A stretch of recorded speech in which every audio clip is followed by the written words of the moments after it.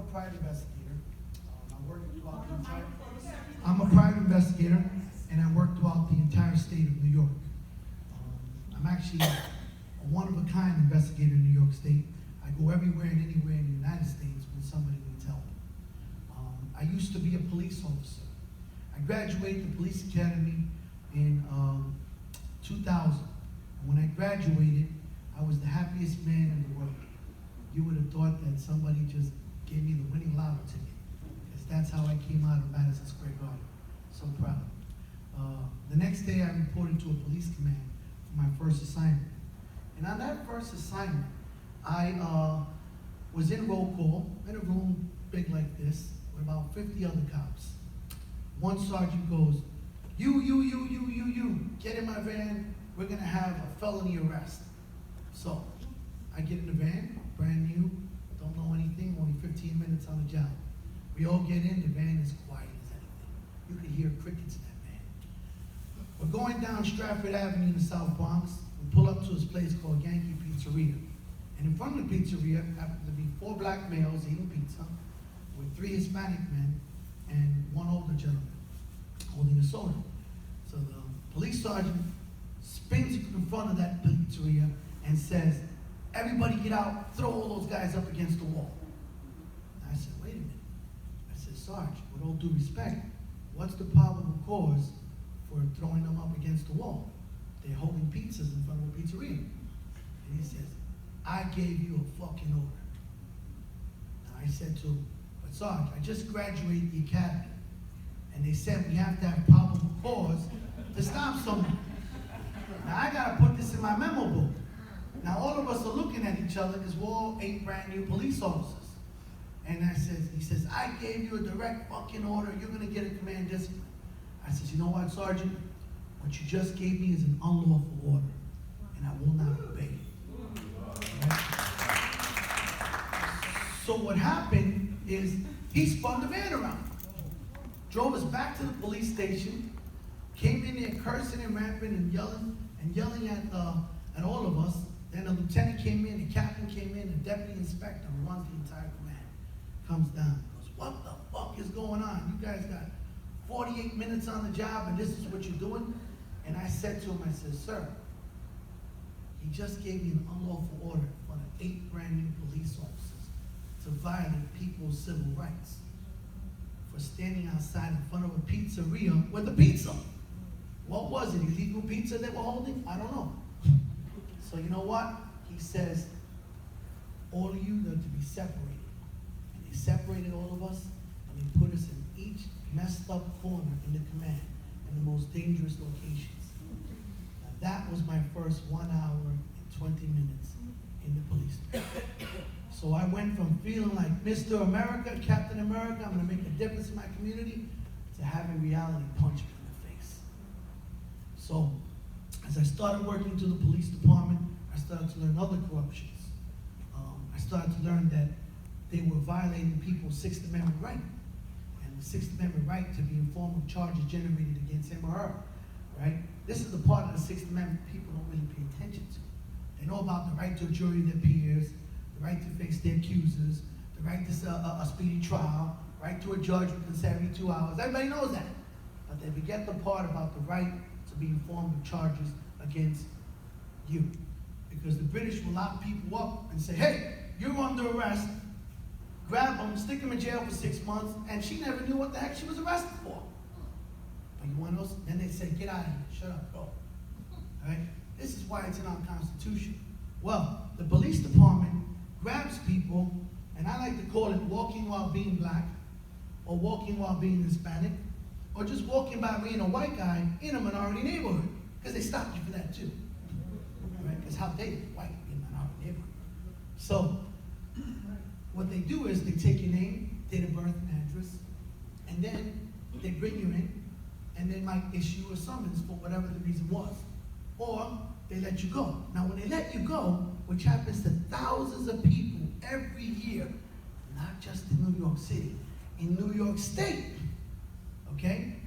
They don't tell you that they're generating a voided arrest record on you. And then they seal that arrest record without your knowledge.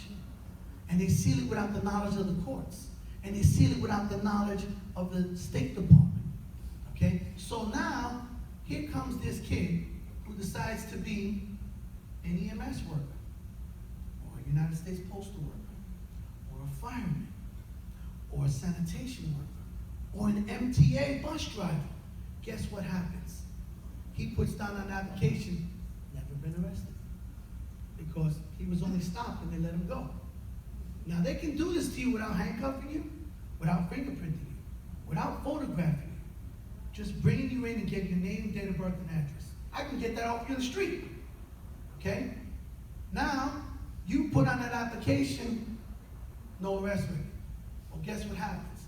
You just got disqualified because you omitted information, which is grounds for termination or to be fired, okay? This is what happens every single day. So the justice that I could not give as a cop, now I give as a private investigator.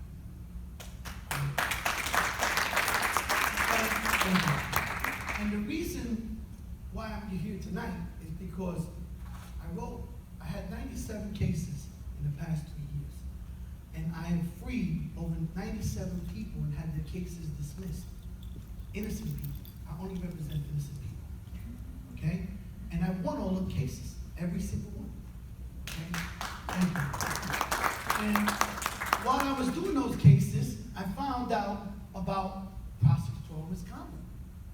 I found out something that I never knew, not even as a police officer. Did you know that a district attorney can falsify charges on this white woman wearing a purple shirt and hold her in jail for 2 years and then know that she's innocent and nothing can be done to that district attorney? They have immunity. How can you have immunity for committing a crime? How can you have immunity of holding back evidence? You tell me one person in this room that doesn't see a news article at least every other month or once a year of somebody who's been in jail for 10 or 20 years and shouldn't have been there because of prosecutorial misconduct. So you release that man, he lost 20 years of his life, but nothing happens to the prosecutor. How can I have a system? How can I be in a country, which I love as much as my mother, that doesn't have oversight over the prosecutors, that doesn't have oversight over the police department, that doesn't have oversight over the Department of Corrections? But we can have oversight over the President of the United States. This country is based on a system of checks and balances, where the legislative branch checks the executive branch and the judicial branch. We've seen that, all right? We've seen it happen with the president, okay? But it doesn't happen here nationwide in our judicial systems. And this is why I wrote a template for a new agency that I call the Department of Civilian Justice, okay? And I went to a guy who many of you might know. His name is Frank Serpico. And I said, you know what, Frank? You're either in this with me or you're in it with me. Because you started this in 1971 saying that we need an independent body. But what Frank didn't do, he didn't write this. He asked for the City Council of New York to create what I'm holding. They never did. It hasn't changed since 1970. They call you a spit in front of your face in the 70s. Now they just do it behind closed doors. Social racism is still there. We generate revenues off our youth. Hundreds of millions of dollars are generated from ticket quotas. That's a fact, every year, nationwide. And does everybody know who's the largest police force in the world? NYPD. Does everybody know that 38 states copy the NYPD police patrol guide procedures? So when you copy our procedures, you copy the problem. And that's what's been copied. This is why you see it in Baltimore. This is why you see it in LA. This is why you see it in Detroit. This is why you see it in Chicago. Hell, you see it in Newark. You even see it in Connecticut. Because they copy our procedures. And guess what? It happens here in our state too. Okay?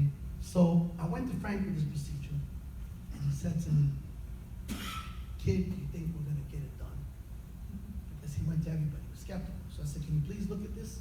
He looked at it and he added his part to it, and he graced me with adding a small part to this, and I'm blessed with that. All right, because he truly is a hero.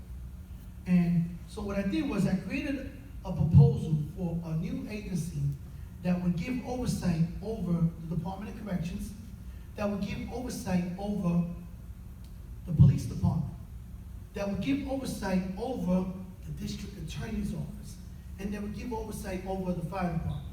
And the reason why I picked these 4 agencies is because as a prime investigator, I kept getting case after case concerning all 4 agencies of corruption. And the corruption was, everybody says police corruption, but who really talks about the prosecutor corruption? Who's more corrupt? The cop that locks you up for something wrong, or the district attorney that knows you're innocent and keeps you there for 3 years? You tell me. Okay? Now, this movie showed a case of mine, Pedro Hernandez. Okay? And that case spent a year in jail. He was maced in his eyes. He lost 30% of his vision. Okay? Because they wouldn't let him clean the mace out of his eyes. And if anybody's ever owned a can of mace, any girls, I know some of you had one, all right? If you look in the back of the can, it says, wash immediately because it causes blindness. They didn't let him wash his eyes for more than 18 hours. Okay? He lost more than 30% of his vision. This is why he wears glasses. And his vision is progressively going. Okay? This kid's 20 years old. All right? He's going blind. But again, what did I say? That was my inspiration. Cases like that to write this. This proposal that I'm proposing would give the ability for normal people like you to have a location to report corruption. To report corruption to an agency without fear of retaliation on you, or for a cop to report corruption without fear of retaliation on him. That's the part Circle wanted. Okay? And do you have a place to report corruption to? No, you do not. You tell me anybody in this room who you report your prosecutor to in here. Come on. Let me tell you something. We're the first state in the United States to have prosecutorial misconduct. Thank God. But he signed it on the last day. Okay? But we got it. We are the first state now. But that's just a band-aid to the problem. What I'm presenting is a cure. Okay? What I'm presenting is this agency will provide a mechanism where they will have investigators that do not belong to the police department, that do not belong to any department. They're going to take new people straight out of college, new people that are out of John Jay or Columbia or Harvard or wherever top schools we have, and train them to be investigators that have no affiliation or loyalty to any of the other departments, so we can ensure a fair and impartial investigation for this lady, that gentleman, and that lady. And then also to ensure a fair and impartial investigation for the cops. Currently, they can't do it. We don't have nothing like that. This agency will do that. This agency will do that if you can get behind me on this. Not only would it do that, but it will also have the power to investigate and secure any evidence necessary to investigate an allegation of corruption, from the police commissioner to the person that washes the floors. Okay? So that means if the police commissioner says, no, go to hell, I'm not going to do this, you're not going to get it. Guess what? This investigator will have the power to suspend them on the spot, regardless if the mayor appointed him. Nobody in this country should be above the law. That you cannot have freedom if you cannot have justice. You cannot have liberty if you don't have justice. It is the basis of our Constitution. Right. There's a cure. There's a solution. You know, the proposal for this agency embodies your mission. Now, I know there's the NAACP here tonight. I thank you for them. And I know there's other organizations that are here tonight, and I thank you for them. This embodies all of your mission to ensure the political, educational, social, and economic equality of the rights of all persons and to eliminate race-based discrimination due to false arrests, voided arrests, corruption, and prosecutorial misconduct by district attorneys. This agency will finally provide a level of accountability where there currently is none. I challenge all of your organizations in here, join me, get behind me, and no, take that back, stand beside me, with me, and let's go to our senators and council members and city members and say, hey, make this a reality. Here's a template nobody's ever done. If they want to massage it, make it better, change it, add to it, fine. But I'm not asking them to create something out of nothing. Serpico did that, and they got nothing. I'm a United States Army officer, 18th Airborne. I do not do nothing. I make things happen.